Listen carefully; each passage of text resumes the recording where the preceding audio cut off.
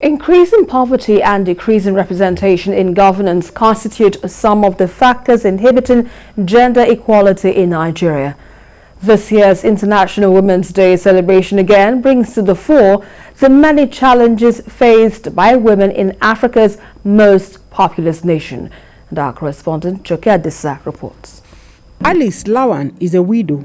She lost her husband about 6 years ago, and life has been hard on her and 6 children aged between 6 and 20 years.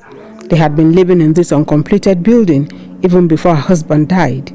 Her husband's death placed the burden of bringing up her children on her, relying on her petty trade.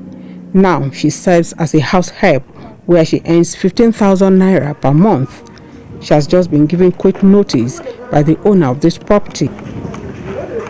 Before I dey sell kunu, but I dey feel headache. I know they carry cooler now to waka. I can't do house step now.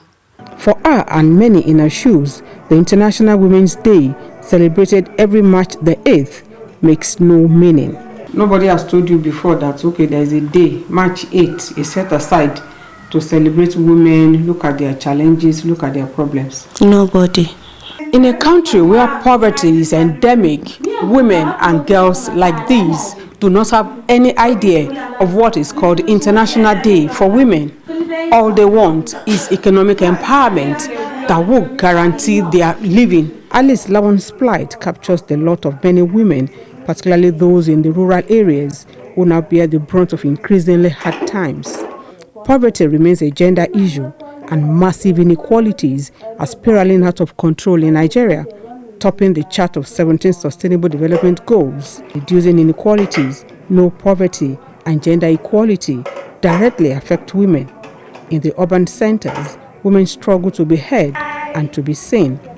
Gender imbalance is a major constraint to women development. Mr. President. In the 2 chambers of the National Assembly, comprising 469 members, a paltry 20, representing about 3.24%, are women, while 449 are men. Today, Nigeria ranks 184 out of 187 countries in gender inclusion. Attempts by the women in Nigeria to shore up their representation in the parliament and in appointive offices recently suffered a major setback. The bill seeking to create additional seats for women at states and the National Assembly, for women sponsored by Kiruka Onyejocha and co-sponsored by over 100 of our colleagues, barely got 81 votes. 3 other gender-related bills were also rejected in clear terms by the 2 chambers of the parliament. Worrisome that people who sign their signatures to a bill will come on the day of voting to say no. Nobody forced you to. I explained to you, I said, listen, your seat is secured.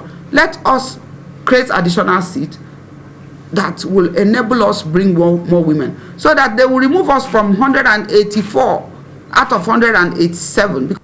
It is because they feel threatened.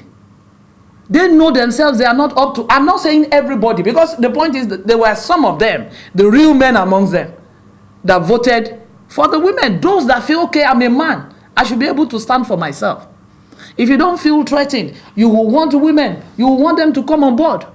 Widespread anger followed as women groups took refuge at the National Assembly for days. Great Nigerian women!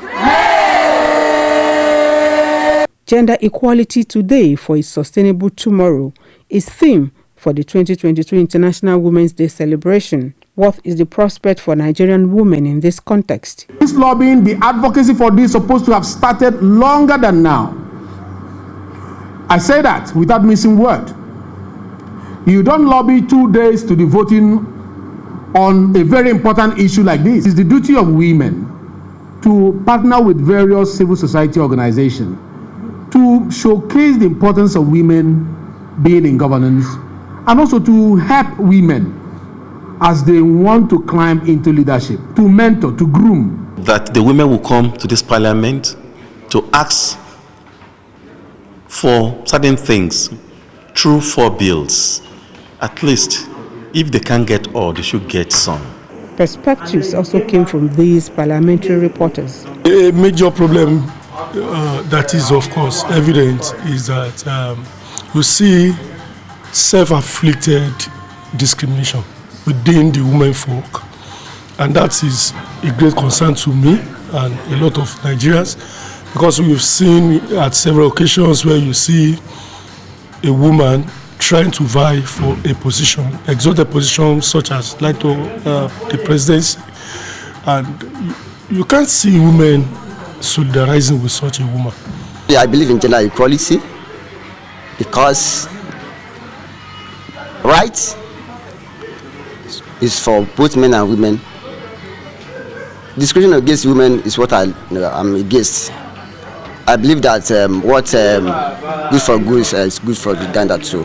March the 8th highlights the successes, challenges and prospects for the female gender, while it also provides a good starting point for a fresh start towards realizing more inclusion for women in politics, economy and governance.